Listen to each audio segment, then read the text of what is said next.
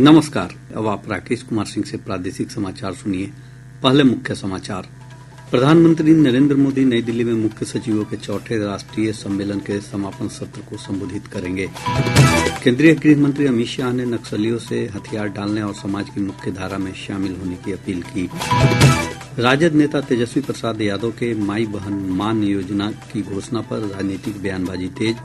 NDA ने लालू परिवार पर महिलाओं के अपमान का लगाया आरोप।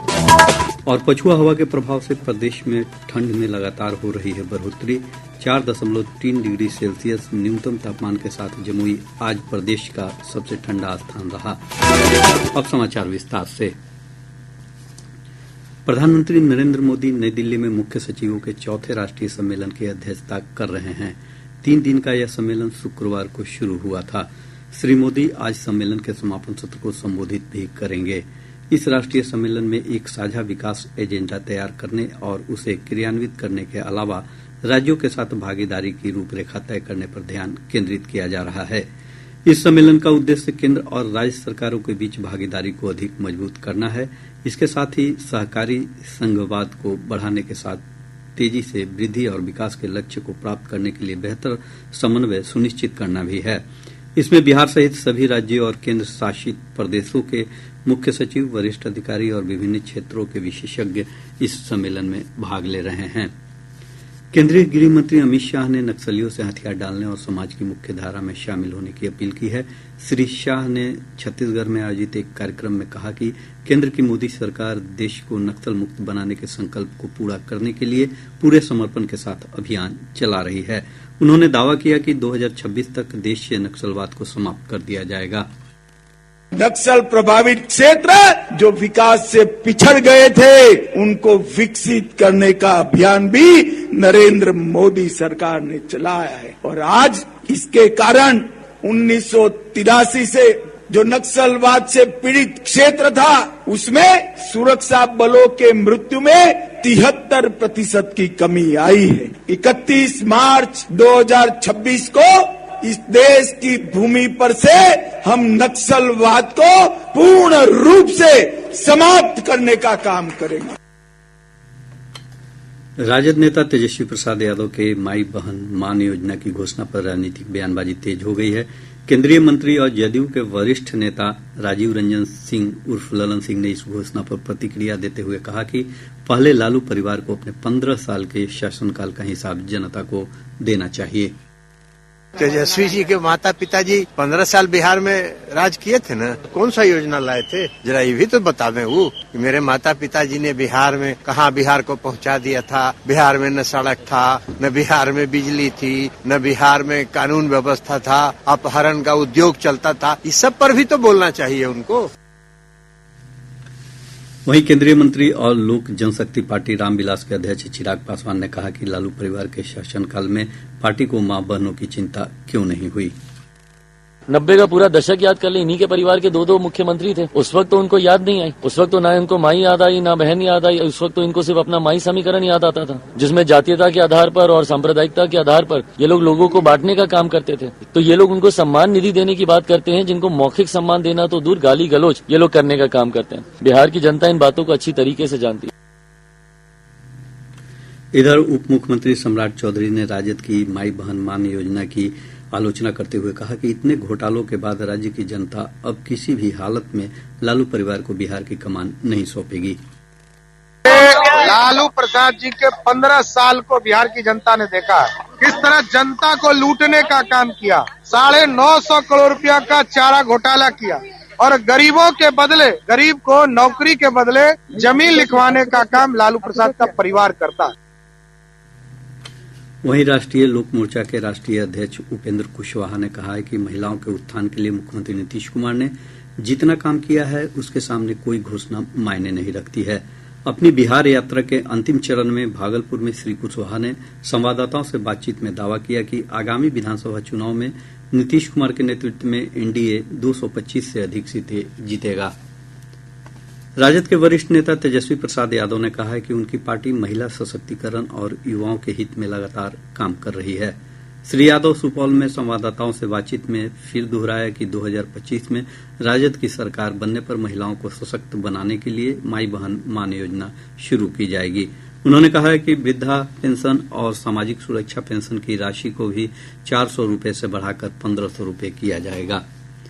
मुख्यमंत्री नीतीश कुमार ने मणिपुर में गोपालगंज जिले के राजवाही गांव के 2 मजदूरों की हत्या पर गहरा दुख जताया है। मुख्यमंत्री ने मृतकों के निकटतम परिजनों को मुख्यमंत्री राहत कोष से 2-2 लाख रुपए की अनुग्रह राशि देने की घोषणा की है। इसके साथ ही श्रम संसाधन विभाग और समाज कल्याण विभाग की ओर से संचालित योजनाओं से नियमानुसार लाभ दिलाने के लिए भी निर्देश दिए हैं। श्री कुमार ने मृतकों के पार्थिव शरीर को उनके पैतृक गांव पहुंचाने के लिए दिल्ली में बिहार के स्थानिक आयुक्त को सभी आवश्यक व्यवस्थाएं सुनिश्चित करने के निर्देश दिए हैं। प्रदेश में बिजली कनेक्शन की नई दरें तय हो गई हैं। बिहार विद्युत विनियामक आयोग ने बिजली कंपनी के प्रस्ताव पर 1 किलोवाट से 150 किलोवाट तक के कनेक्शन की दर निर्धारित की है। नई दर के अनुसार उपभोक्ताओं को न्यूनतम 900 रूपये प्रति किलोवाट की दर से कनेक्शन शुल्क देना होगा। वर्तमान में प्रति किलोवाट 2000 रूपये का शुल्क देना होता है। उपभोक्ताओं को घर से बिजली के खंभे की दूरी 35 मीटर तक होने पर तार के लिए कोई अतिरिक्त शुल्क नहीं देना होगा। खंभे की दूरी इससे अधिक होने पर 50 मीटर की दूरी के अनुसार शुल्क का भुगतान करना होगा। आयोग ने कहा कि अपार्टमेंट और व्यावसायिक प्रतिष्ठान के लिए अलग दर नहीं होगी। प्रादेशिक समाचार आप आकाशवाणी पटना से सुन रहे हैं। ताजा समाचारों के लिए आप हमारे एक्स हैंडल AIR _ पटना पर जा सकते हैं। पछुआ हवा के प्रभाव से प्रदेश में ठंड में लगातार बढ़ोतरी हो रही है। मौसम विभाग से प्राप्त जानकारी के अनुसार आज 4.3 डिग्री सेल्सियस न्यूनतम तापमान के साथ जमुई प्रदेश का सबसे ठंडा स्थान रहा। वहीं बांका का न्यूनतम तापमान 4.9 तथा राजधानी पटना का न्यूनतम तापमान 10.2 डिग्री सेल्सियस दर्ज किया गया। रोहतास के डेहरी में शीतलहर की स्थिति बनी हुई है। यहाँ का न्यूनतम तापमान 5 डिग्री सेल्सियस रिकॉर्ड किया गया। वहीं राज्य के कुछ स्थानों पर सुबह और शाम के समय हल्के से मध्यम स्तर का कुहासा छाया रहा।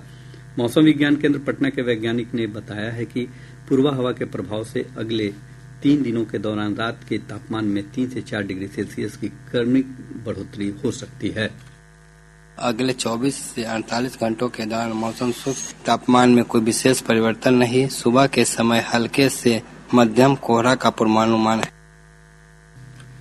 सीमा शुल्क निवारण ने बड़ी कार्रवाई करते हुए पश्चिम चंपारण जिले के रक्सौल रेलवे स्टेशन से 3 करोड़ रुपए मूल्य के विदेशी इलेक्ट्रॉनिक सिगरेट जब्त की है। सीमा शुल्क निवारण पटना के आयुक्त डॉक्टर यशोवर्धन पाठक ने बताया कि विभाग द्वारा ई सिगरेट की देश भर में एक साथ बरामदगी और जब्ती की यह सबसे बड़ी कार्रवाइयों में से एक है।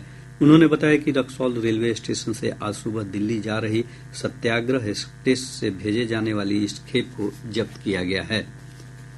कृतज्ञ राष्ट्र ने आज लौह पुरुष सरदार वल्लभ भाई पटेल को उनकी पुण्यतिथि पर श्रद्धापूर्वक याद किया। प्रधानमंत्री ने सोशल मीडिया पर एक पोस्ट में कहा कि सरदार पटेल का व्यक्तित्व और उनके कार्य देश की एकता और अखंडता तथा विकसित भारत के संकल्प को हासिल करने में देशवासियों के लिए प्रेरणा के स्रोत बने रहेंगे। राज्यपाल राजेंद्र विश्वनाथ आर्लेकर ने कहा कि सरदार पटेल का जीवन हमें एकता और राष्ट्र सेवा की प्रेरणा देता है। इस अवसर पर पटना के चितकोहरा स्थित पटेल चौक पर राजकीय समारोह का आयोजन किया गया। समारोह में राज्यपाल, मुख्यमंत्री नीतीश कुमार और उप मुख्यमंत्री सम्राट चौधरी सहित अन्य गणमान्य लोगों ने सरदार पटेल की प्रतिमा पर श्रद्धांजलि अर्पित कर उन्हें नमन किया। सहरसा के सांसद दिनेश चंद्र यादव ने सहरसा से खगड़िया के रास्ते सियालदह तक वंदे भारत ट्रेन चलाए जाने की स्वीकृति पर रेल मंत्री अश्विनी वैष्णव से मिलकर उनका आभार व्यक्त किया। सांसद ने रेल मंत्री के समक्ष सहरसा मानसी रेल लाइन के दोहरीकरण समेत अन्य मांगों को भी रखा। श्री यादव ने कहा कि वंदे भारत ट्रेन के परिचालन से खगड़िया और सहरसा के लोगों को कोलकाता की यात्रा में आसानी होगी।